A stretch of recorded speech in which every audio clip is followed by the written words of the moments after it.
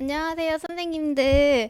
제가 선생님들 앞에 이렇게 서는 날이 오게 됐네요. 선생님들의 모습을 보니까 제가 3년 전에 임용을 처음 시작했을 때 생각이 나는 것 같아요. 저는 비록 말을 잘 하지 못하지만 오늘 제가 선생님들께 조금이나마 도움이 되길 바라면서 바로 시작해 보도록 하겠습니다. 먼저 저는 1차 공부, 2차 공부, 그리고 공부하심, 나만의 합격 스토리에 대해서 제가 말씀을 드리고, 그리고 마지막으로 Q&A 시간을 갖고 마치도록 하겠습니다.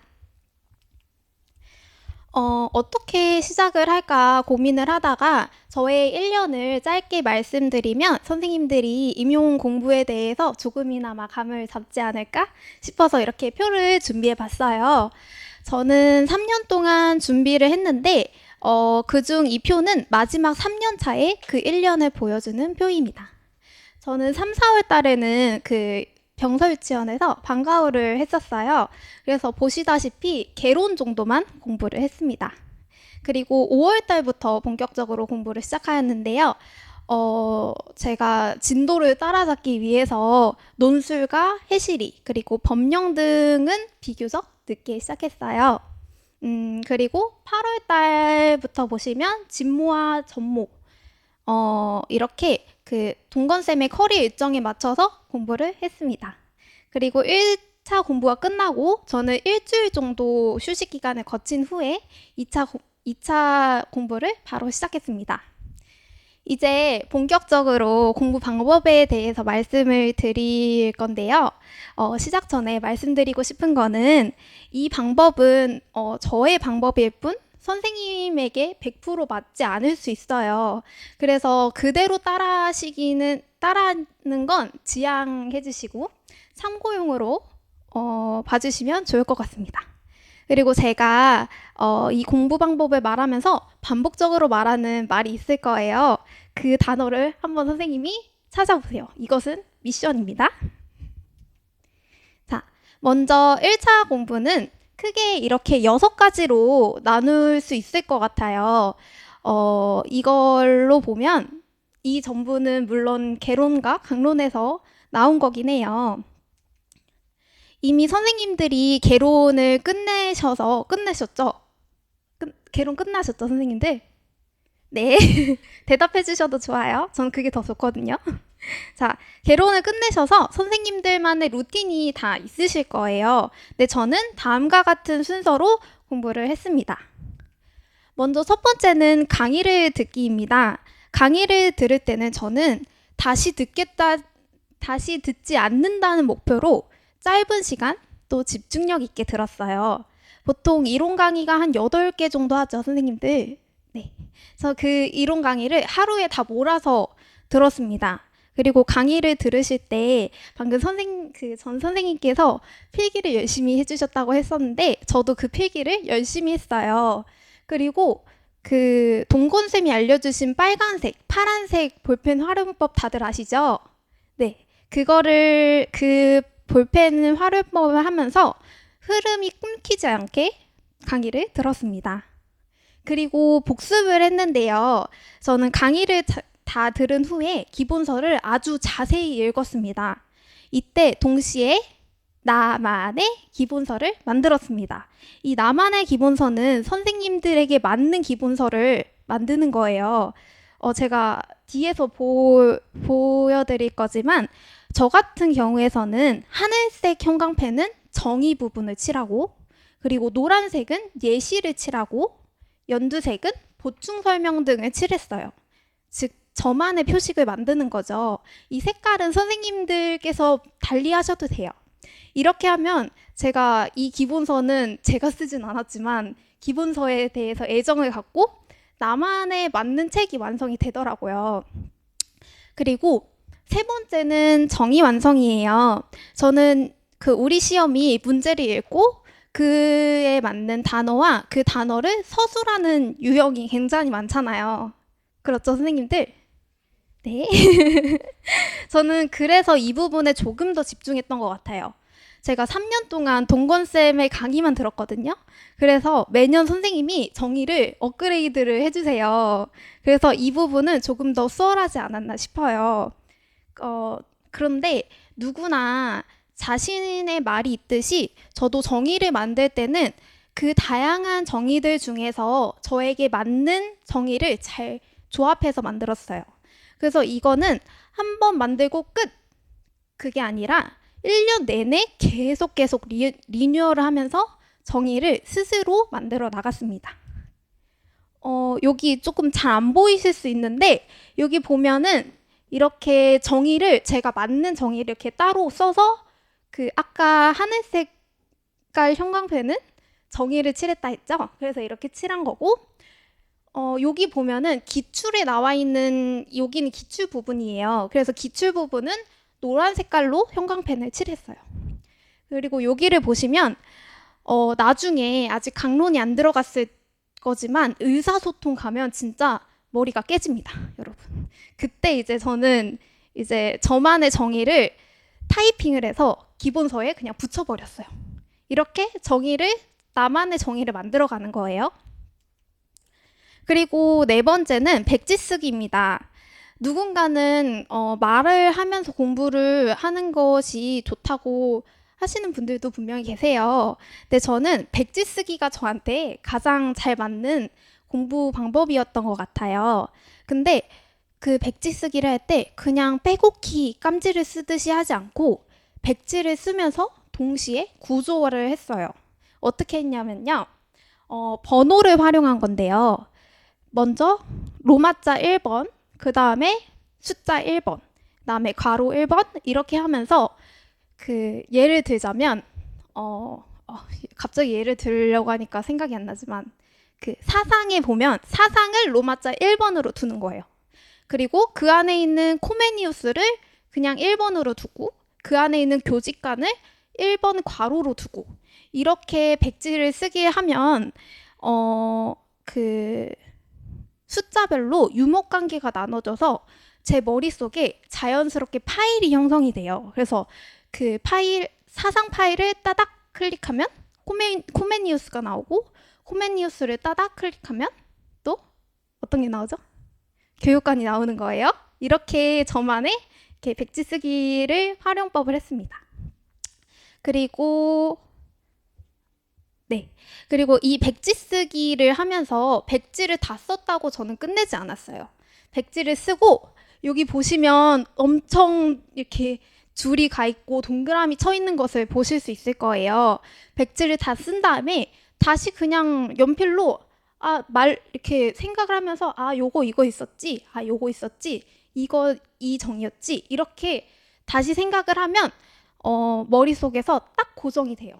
저는 고정이 됐어요. 그리고 이 백지 쓰기는 제가 임용을 3년 전에 시작했다고 했잖아요. 3년 전에 시작한 날부터 심지어 2차까지 거의 하루도 빼먹지 않고 한 공부 반복이었습니다. 그리고 5번째는 구조화 자료를 만드는 거였어요. 이 구조화 자료도 공을 굉장히 많이 들인 부분 중에 하나였는데요. 사실 특별할 거는 하나도 없어요. 동건쌤 구조화 자료 나갔나요? 선생님들께? 그거랑 거의 똑같아요. 근데 제가 아까 3번째 정의 완성을 했다고 했었잖아요. 그렇기 때문에 동건쌤의 그 정의와 저의 정의는 조금 다를 거예요. 그렇기 때문에 저만의 그 구조화 자료가 필요했어요. 그래서 정의가 바뀌면 그냥 구조화 자료 제가 바꾸면 되고 또 필요하면 여기 보시면 노랑 색깔 글씨가 있을 거예요. 이 부분은 정의가 아니라 보충 설명이거든요. 그래서 저는 초록 색깔은 정의, 그 다음에 노랑 색깔은 보충 설명 이렇게 저만의 구조화 자료를 만들었습니다.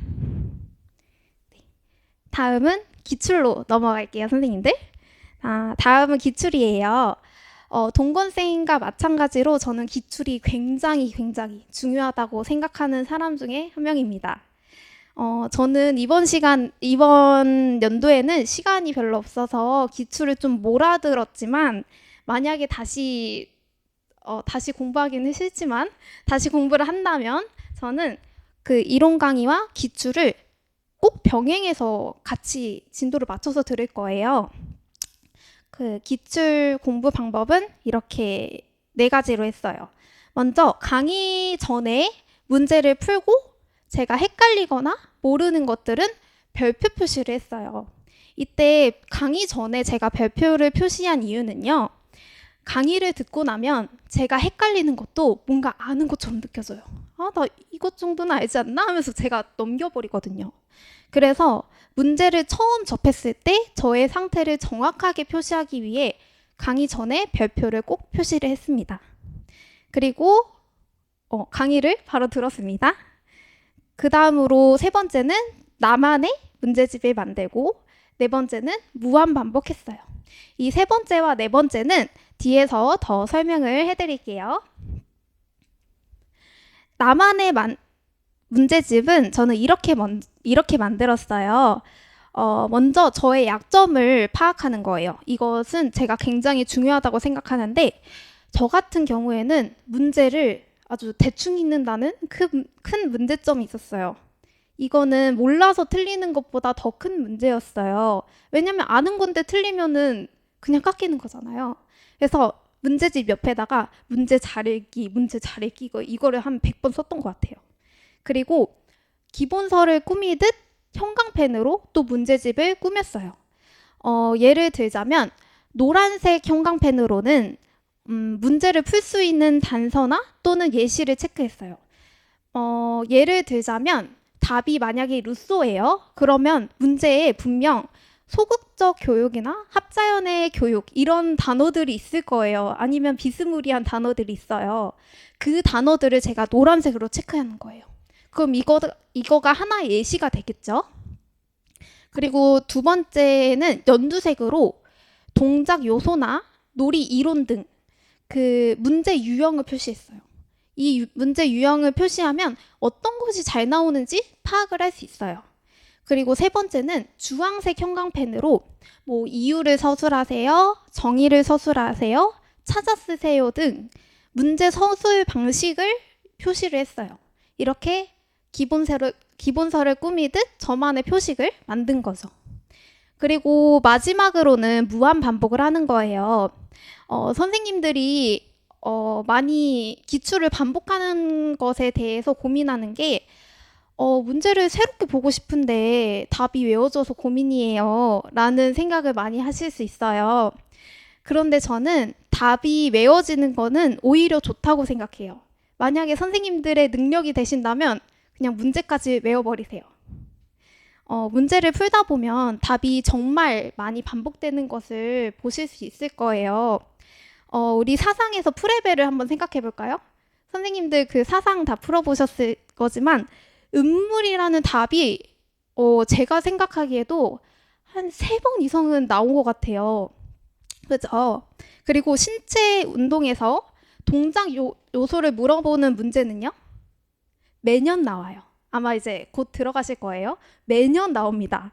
이렇게 기출을 무한 반복하면서 답과 그리고 문제 유형 그리고 나의 실수까지 외워버리면 이게 시험에서 나왔을 때 오히려 굉장히 반갑고 그냥 덤벼라 내가 이겨버린다 하는 마음으로 이렇게 답을 맞추실 수 있을 겁니다. 자, 그리고 드디어 진모와 전모 시즌으로 넘어왔습니다. 사실 진모와 전모는 기출하고 공부 패턴은 거의 동일해요. 강의 전에 공부를 하고 그리고 문제를 풀고 저는 바로 강의를 들었어요. 근데 살짝 달라진 것은 형광펜을 사용하는 방법을 조금 달리했어요.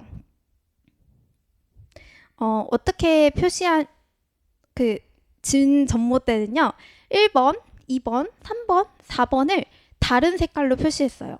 왜 그렇게 했냐면 진모와 전모 때는 커다란 문제 안에 3-4개의 문제가 합쳐져 있는 형식으로 문제가 아마 나갈 거예요. 근데 저는 1번 문제는 노란색, 그리고 2번 문제는 연두색 등으로 다르게 표시해서 나중에 각각의 소문제를 필요할 때 개별적으로 보기 위해서 이렇게 표시를 했어요. 굳이 왜 그렇게 표시를 해요, 선생님? 이렇게 물어보실 수 있는데요. 그것은 바로 제 공부와 연결시키기 위함이었습니다. 공부를 하시면 선생님들 조금 헷갈리시는 개념이나 이거 문제로 적용하면 딱 잡힐 것 같은데? 라는 문제가 있을 거예요.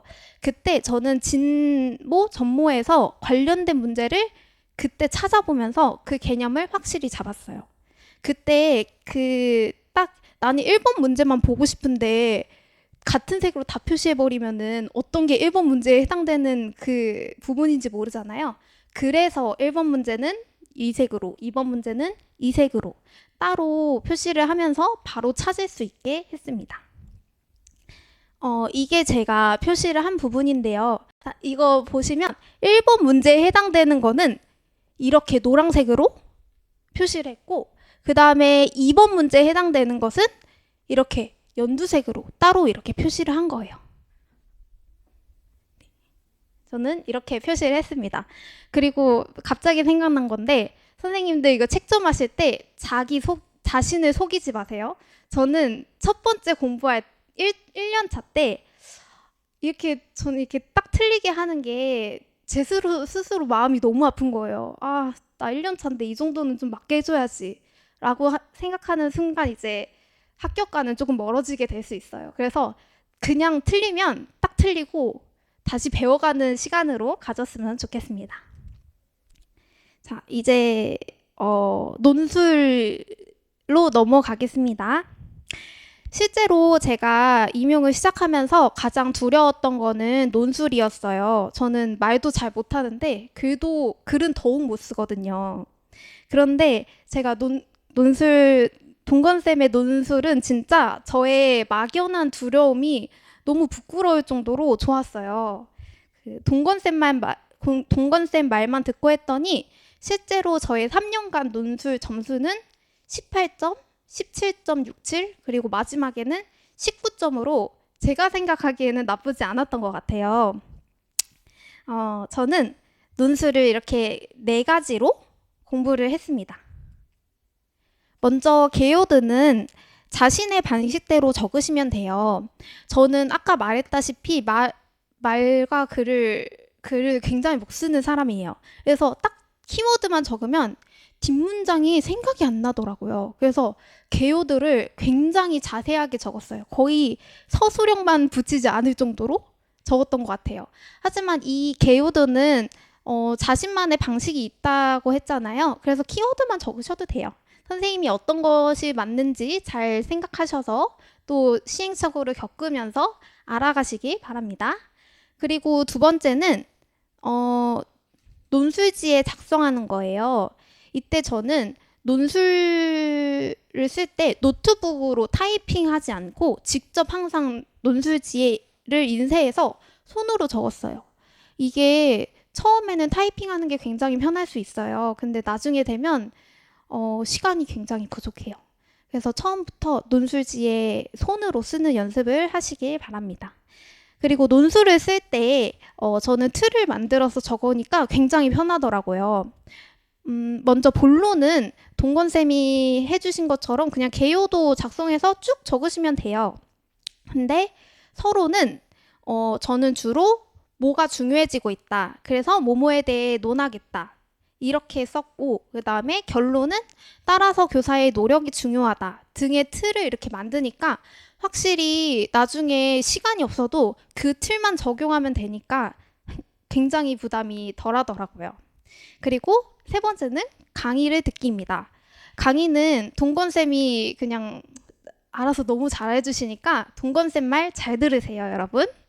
자, 그리고 네 번째는 스스로 피드백하는 시간을 가졌어요. 이것이 저만의 방법이라고 생각했는데 그 강의에 보시면 다른 선생님들의 피드백 자료가 있을 거예요. 근데 분명 나와 같은 실수를 한 선생님이 분명히 계세요. 없을 수도 있지만 저는 분명히 있었습니다.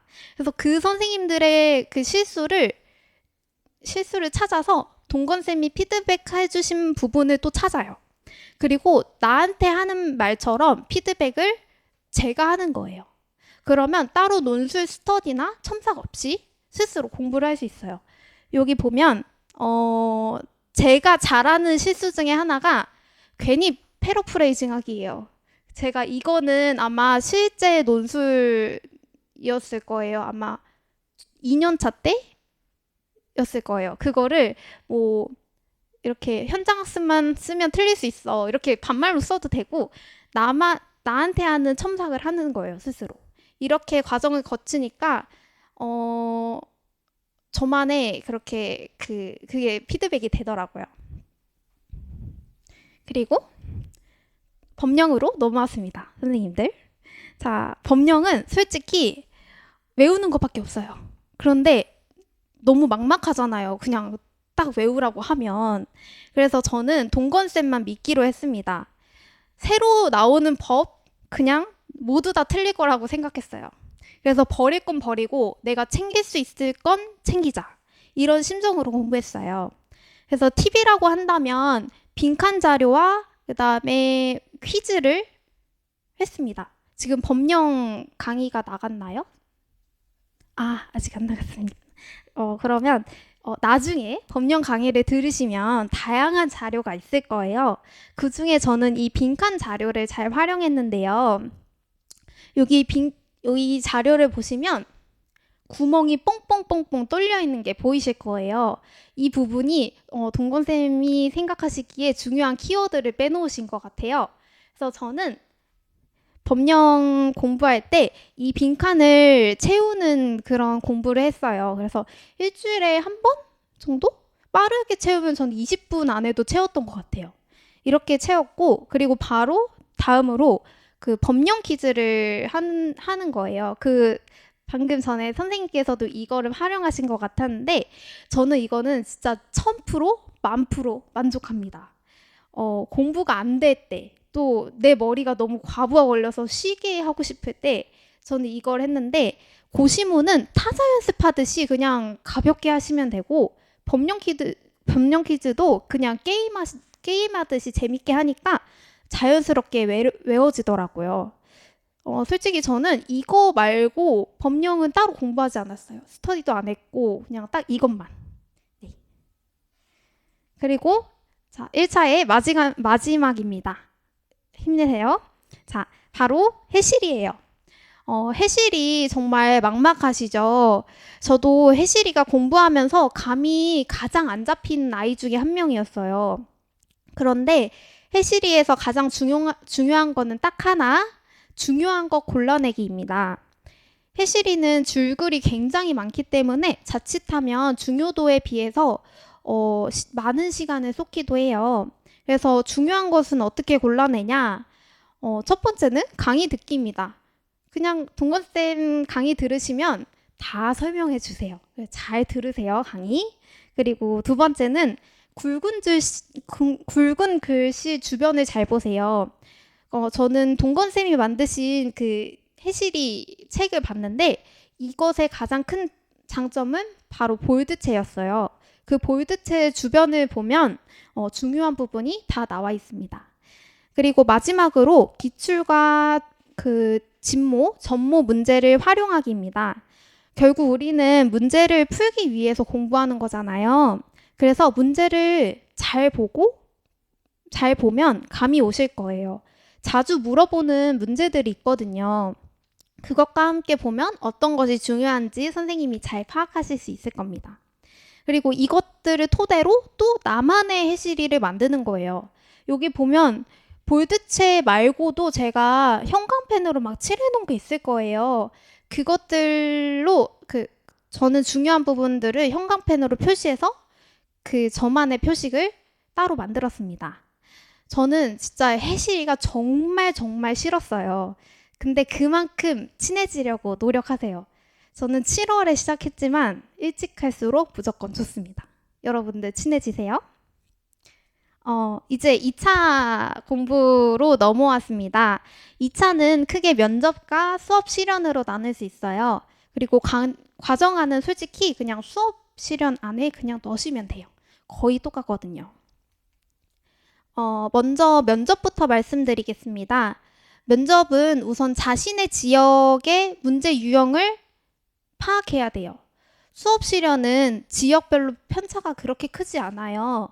근데 면접은 굉장히 편차가 커요. 그래서 저는 평가원 지역이었는데 제가 평가원 문제를 보다가 다른 지역을 보면 너무 뭐랄까 추상적인 내용들이 많아서 꼭 자신의 그 지역을 잘 파악해서 공부하시는 게 중요합니다. 면접은 구상형과 즉답형으로 크게 나눌 수 있어요. 그중 구상형은 말하는 논술이라고 보시면 돼요. 그래서 크게 어렵지 않아요. 그래서 제가 여기에 썼던 것처럼 문제 분석하고 그 다음에 시간 제한 없이 그냥 적어보시고 나중에는 구상지에 적어서 연습하고 나중에는 시간 제한 두면서 연습하면 구상형은 선생님이 논술을 지금까지 해왔기 때문에 그렇게 크게 어려우실 건 없을 거예요. 근데 문제는 즉답형이었어요. 저는 이 즉답형 때문에 2차에서 완전 멘붕이 된 스타일이었는데 즉답형은 평가원 기준으로 말하는 연습과 무한 반복이에요. 즉답형은 문제를 딱 보고 1분 안에 생각을 한 후에 2분 동안 자신의 생각을 말하는 그런 문제 유형이라고 생각합니다. 그래서 당황하지 않고 문제를 빠르게 파악하는 게 중요해요. 그래서 말하는 연습이 굉장히 많이 돼야 돼요. 그리고 지역마다 자주 물어보는 문제를 파악하고 그것을 그냥 계속 무한 반복하시면 조금 더 쉽지 않을까 싶어요. 그리고 수업 실현입니다. 수업 실현은 먼저 만능 틀을 만드는 게 굉장히 중요한 것 같아요. 그 수업 실현은 거의 20가지가 크게 좀 자잘하게 나누면 20가지가 넘는 유형들이 있을 거예요. 그래서 저는 그 만능 틀을 다 만들어서 자신의 말로 또 바꿨어요. 인터넷에 보시면 많은 선생님들이 만능 틀을 올려주십니다. 잘 찾아보시고 꼭 자신의 말로 바꾸세요. 그리고 여기에서 만능 틀을 만들고 끝? 절대 아니에요. 이것을 또 무한 반복하면서 내 걸로 만들어야 진정한 만능 틀이 만들어집니다. 그리고 나서는 영상의 굴레에서 벗어나지 마세요. 계속 구상하고 영상을 찍고 자신한테 피드백하고 그것을 고쳐 나가야지만 수업 실현이 완성되는 것 같아요. 그리고 마지막으로 수업 실현의 팁을 말씀드리자면 수업 실현은 약간 퍼즐 같을 거예요. 주제에 맞는 조건을 이렇게 끼워 나가다 보면 어느샌가 수업이 완성돼 있을 거예요. 그리고 나만의 필살기를 꼭 만드세요. 저는 이 필살기를 밝은 에너지로 했었거든요. 그래서 저는 이 밝은 에너지가 다른 선생님들과의 차별점을 만들었지 않았나 싶어요. 그리고 마지막으로 놀이 아이디어를 많이 만드세요. 저는 현장 경험이 거의 없어요. 아까 그 방과 후 2달 정도밖에 없을 거예요. 그래서 그 놀이 사례집 등을 참고해서 놀이 아이디어를 많이 얻었습니다. 그리고 과정안이에요. 과정안은 솔직히 수업 실현을 그냥 손으로 쓰는 거랑 똑같아요. 그래서 수업 실현을 연습하다 보면 자연스럽게 과정안이 연습될 겁니다.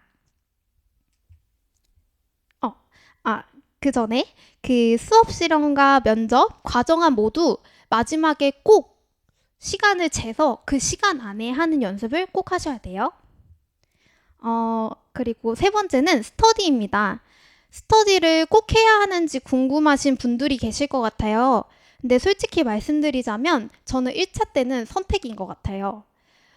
저는 1차 때 공부와 관련된 스터디는 일체하지 않았습니다. 그리고 친구들과 공부 인증 스터디만 했어요. 공부 인증 스터디를 하니까 확실히 저를 잡는 데는 도움이 되더라고요. 그 외에는 저는 1차 때 스터디를 꼭 해야 되냐라고 말하면 그냥 선택이라고 말합니다.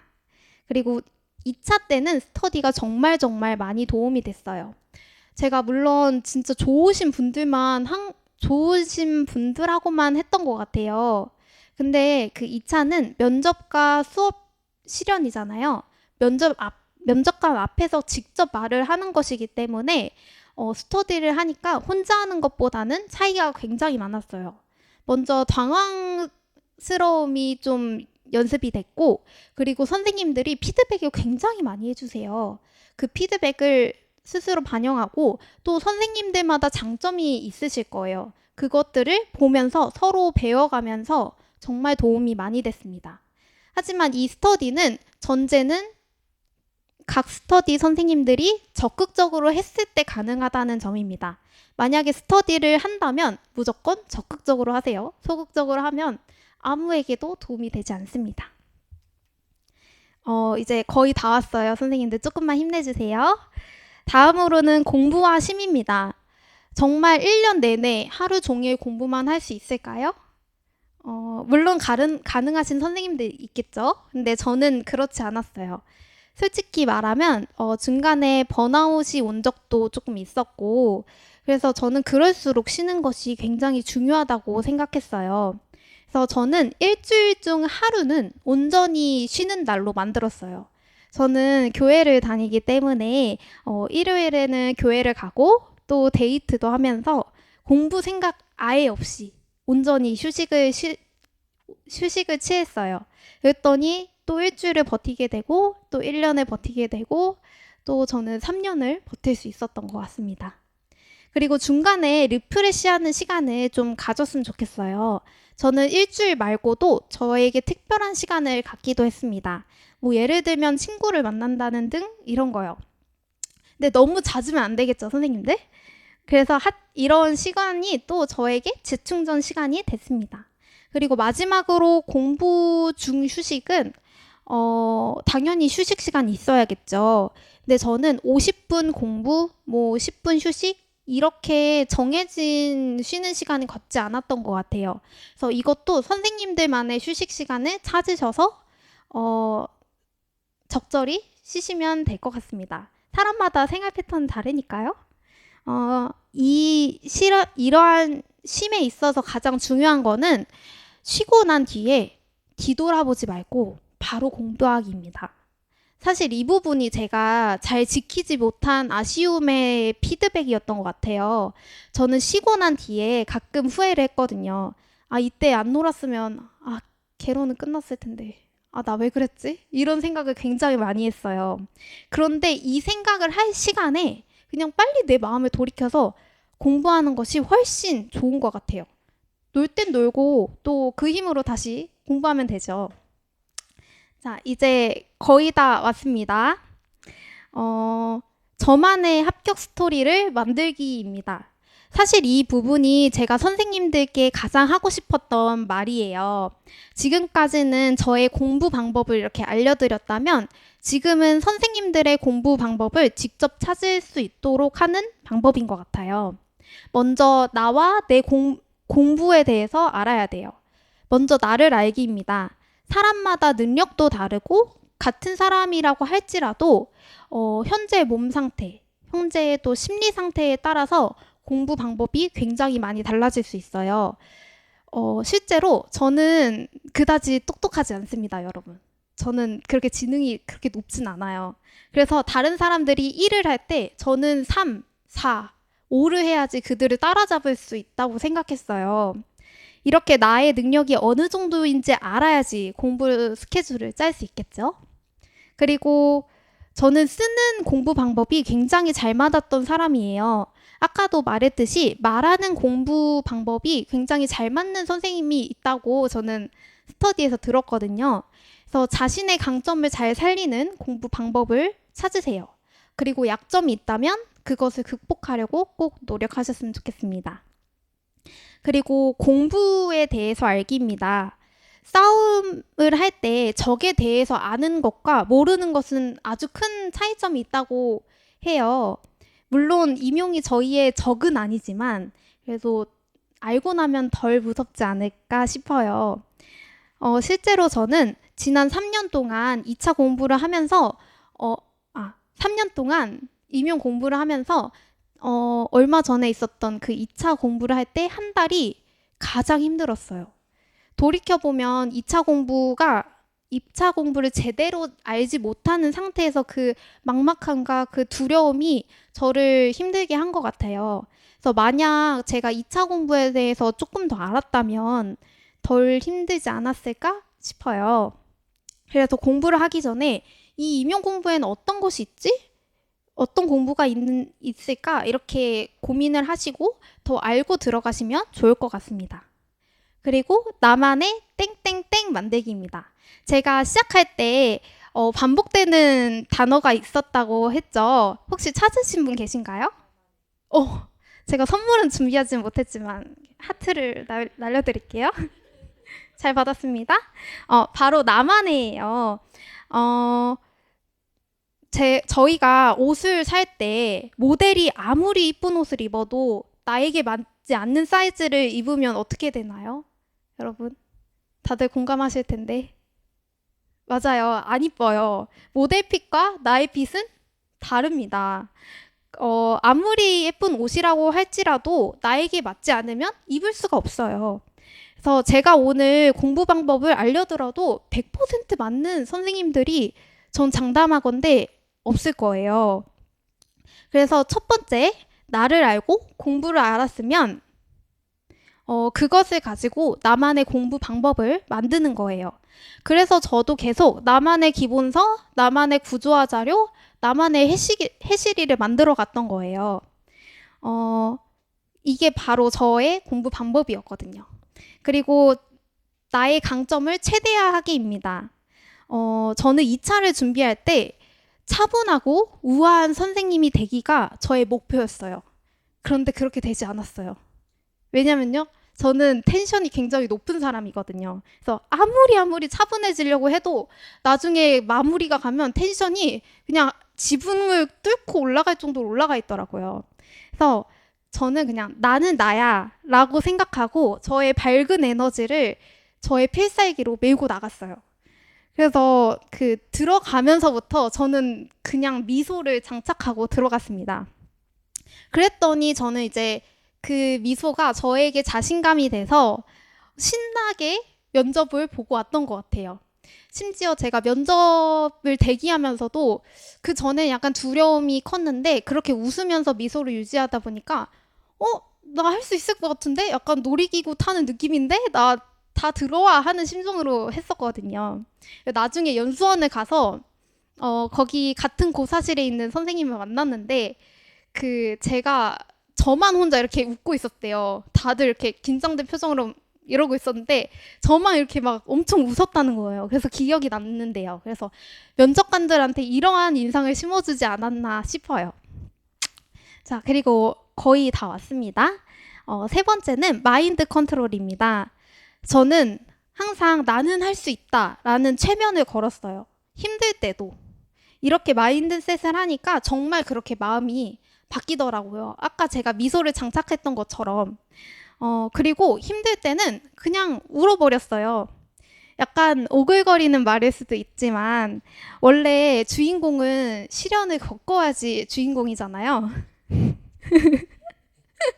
그래서 내가 힘들수록 이 힘듦은 나중에 진주가 되어서 돌아올 거라고 생각했어요. 그렇게 하면 조금 버틸만 하더라고요. 그리고 쉬는 시간을 가지면서 회복도 하고요. 그리고 마지막이 저는 가장 중요하다고 생각하는데 선생님은 절대 혼자가 아닙니다. 선생님들 혹시 이 노래 아시나요? 얼굴 찌푸리지 말아요.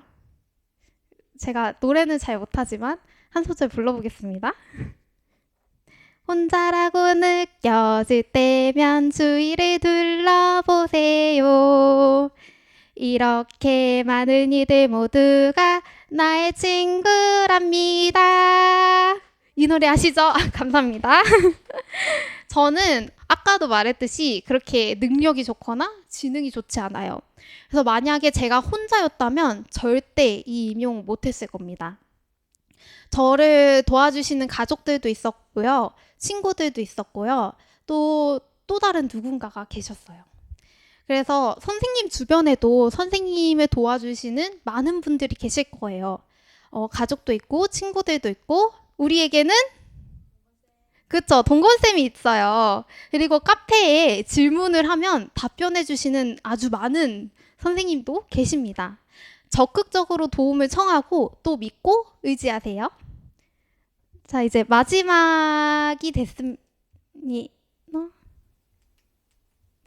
네. 마지막으로 제가 선생님들께 하고 싶은 이야기를 하고 마치려고 합니다. 제가 처음 임용을 시작했을 때 이러한 말이 적힌 파일을 희소학원에서 받았어요. 내가 꿈을 이루면 나는 다시 누군가의 꿈이 된다. 라는 말이었어요. 저는 이 말이 굉장히 큰 임팩트로 다가왔어요. 그때 제가 학교 동영상을 굉장히 많이 찾아보고 있을 때였는데, 아, 나도 임용에 합격해서 임용을 준비하시는 많은 선생님들께 희망을 드렸으면 좋겠다라는 생각을 했거든요. 그래서 선생님들도 꼭 꿈을 이루어서 또 다른 누군가의 꿈이 되는 날이 오기를 제가 응원하겠습니다. 저는 이것으로 이야기를 마치겠습니다. 혹시 궁금하신 점이 있으신가요? 네, 없으시면 이것으로 마치겠습니다. 오랜 시간 들어주셔서 감사합니다.